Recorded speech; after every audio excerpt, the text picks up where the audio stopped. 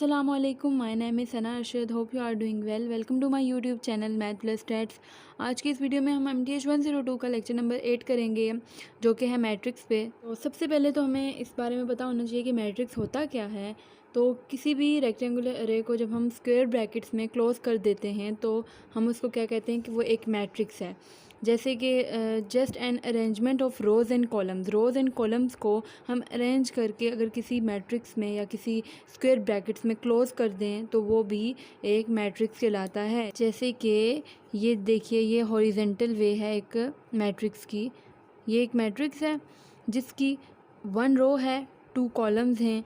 ये इसकी horizontal form थी। अब इसकी ये जो है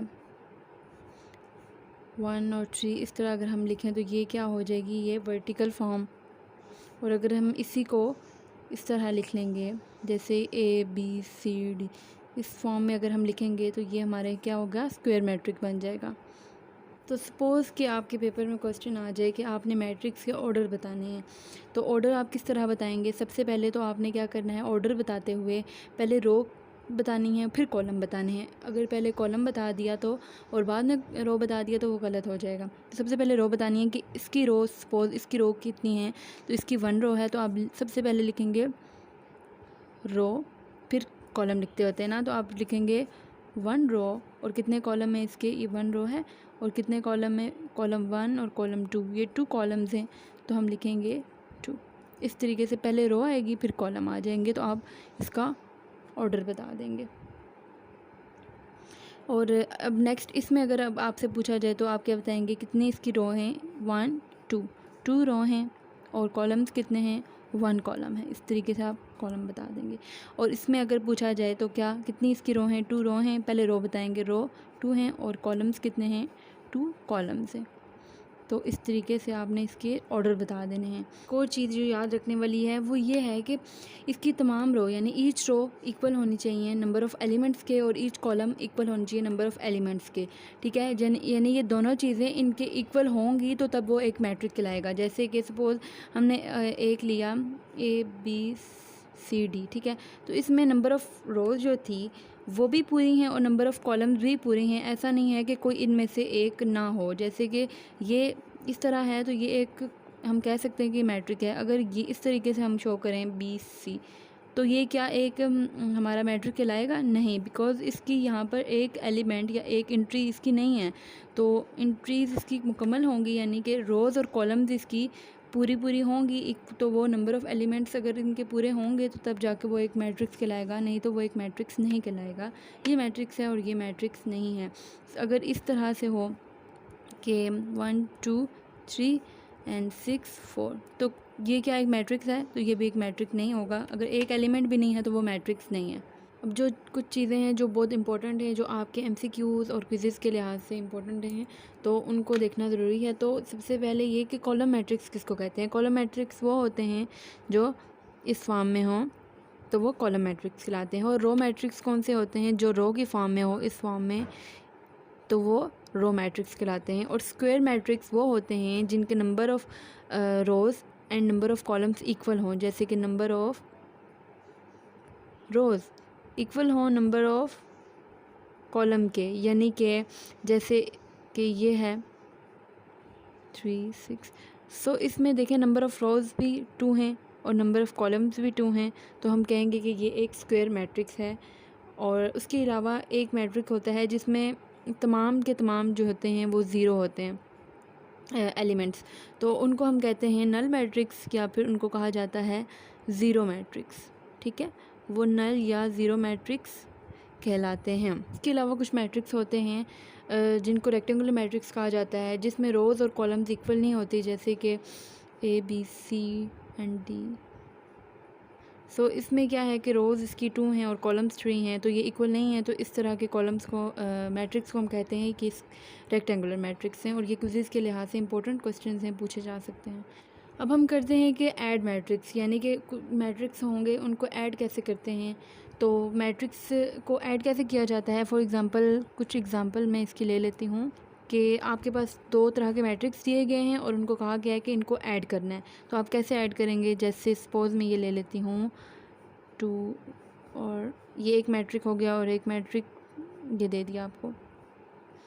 तो इसमें आप ऐड कैसे करेंगे? सबसे पहले तो आपने जो चीज़ देखनी है वो ये है कि आपने देखना है कि इनके ऑर्डर सेम हैं या नहीं है। अगर ऑर्डर सेम होंगे तभी आप ऐड कर सकते हैं, नहीं तो आप ऐड नहीं कर सकते। क्वेश्चन को वहीं पे आप स्किप करेंगे या फिर उधर लिख लेंगे कि यहाँ पर हम ऑर्डर सेम नहीं है, सो हम इसको ऐड नहीं कर सकते। तो ऑर्डर इसके सेम हैं या नहीं है हम देखते हैं। देखें अब इसके ऑर्डर, ये इसकी कितनी रोज़ हैं? 2 रोज़ हैं, है ना। 2 रोज़ हैं और 2 कॉलम्स हैं। और इसके कितने हैं? इसके भी 2 रोज़ हैं और 2 ही कॉलम्स हैं इसके भी। तो इनको हम ऐड कर सकते हैं। और कभी ऐसा भी हो जाता है कि यहाँ की एक मैट्रिक्स होता है जिसकी 2 रोज़ हों, 2 कॉलम्स हों और सेकंड की 4 हो जाएं या 2 हो जाएं रोज़। तो इस तरह के मैट्रिक्स को हम ऐड या सब्ट्रैक्ट नहीं कर सकते क्योंकि उनके ऑर्डर सेम नहीं होंगे। तो इनके ऑर्डर सेम होंगे तो हम तभी इनको ऐड या सब्ट्रैक्ट कर सकते हैं। तो ये सिर्फ समझाने के लिए था। असल पार्ट अब यहाँ पे स्टार्ट होगा इसका सॉल्यूशन। इसको ऐड करना बिल्कुल ही सिंपल है। इसकी फ़र्स्ट मैट्रिक्स के एलिमेंट को सेकंड मैट्रिक्स के एलिमेंट्स के साथ ऐड करना है, सिंपल। जैसे कि 2 है, 2 को 3 के साथ ऐड करना है। 3 है, 3 को 1 के साथ ऐड करना है। 1 को 2 के साथ और 2 को 6 के साथ ऐड करना है, सिंपल।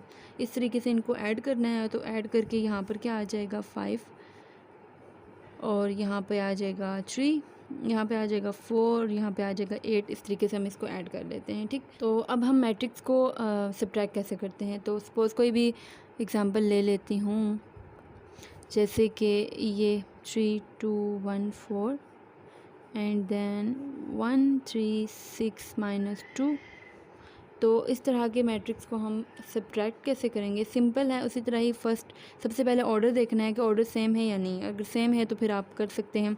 तो फर्स्ट ऑर्डर को फर्स्ट एलिमेंट को इसके सेकंड के साथ और 1 को -6 आ जाएगा, 2 को 3 के साथ करेंगे और 4 को -2 के साथ करेंगे। 4 को माइनस करेंगे -2 के साथ, ठीक है।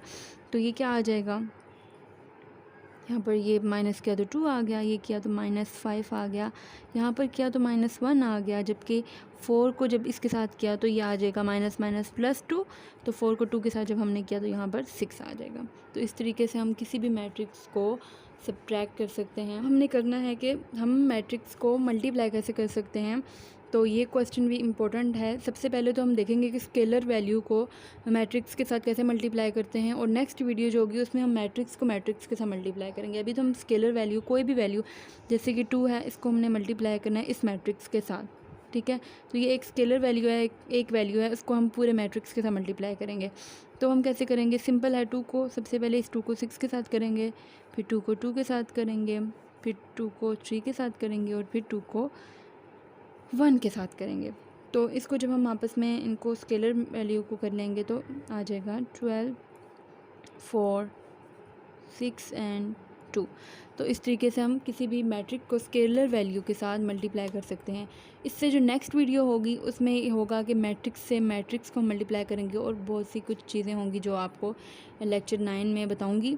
तो आज की वीडियो यहीं तक थी। आई होप आपको मेरी इस वीडियो से भी हेल्प हुई होगी और समझ आई होगी। अगर आप लोगों की हेल्प हुई है तो आपने मुझे कमेंट सेक्शन में तब भी बताना है, और अगर कोई कन्फ्यूजन है तो उसके बारे में भी कमेंट में मुझसे पूछ लेना, मैं ज़रूर रिप्लाई करूँगी।